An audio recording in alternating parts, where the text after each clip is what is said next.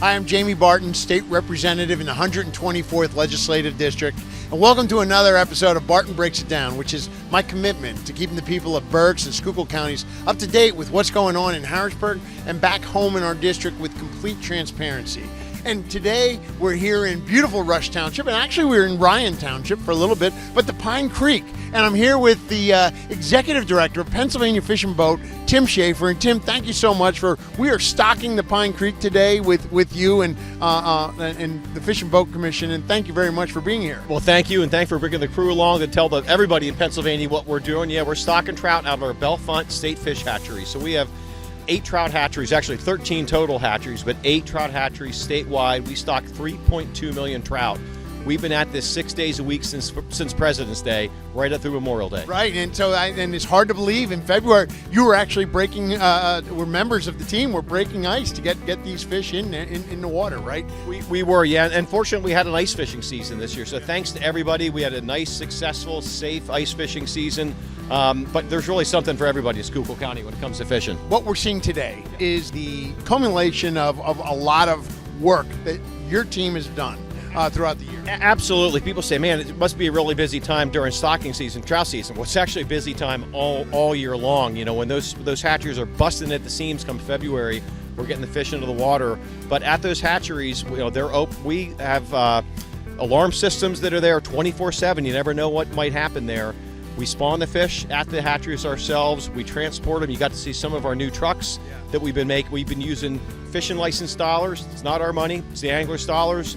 We reinvested for them, and you're seeing the results of it today with these nice new trucks. And you know, when you mentioned safety earlier, and it's important, but this is also the start of Boat Safety Week. Is that nationally? Not just in Pennsylvania, and it's what a better time than Memorial Day weekend and the week leading up to Memorial Day and having recognizing safety. And normally people think of standing up in a boat or maybe a life jacket, but tell me how important boat safety is to everything that you do and your Fish and Boat Commission. Well, thank you. It's probably the number one thing I like to tell people, and regardless of where I am, wear your life jacket. You mentioned National Safe Boating Week, the week before Memorial Day. Every year, it's when the boating season officially kicks in Pennsylvania. Couple safety tips. One, wear your life jacket. 80% of the boating fatalities across the country are a result of people not wearing your life jacket. It's easier to wear than ever. They're more comfortable. They're more accessible. Also, make sure they fit. Make sure they're appropriately sized for the people on the boat. I think we can all remember being a kid and bunched into a big life jacket.